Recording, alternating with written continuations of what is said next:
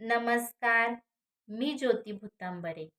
तुमचं माझ्या ज्योती भुतांबरे या यूट्यूब चॅनेलवर अगदी मनापासून स्वागत आहे. तुम्हाला माझ्या चॅनेलवरती डेलीचे व्लॉग आणि कुकिंगचे व्हिडिओ पाहायला मिळतील.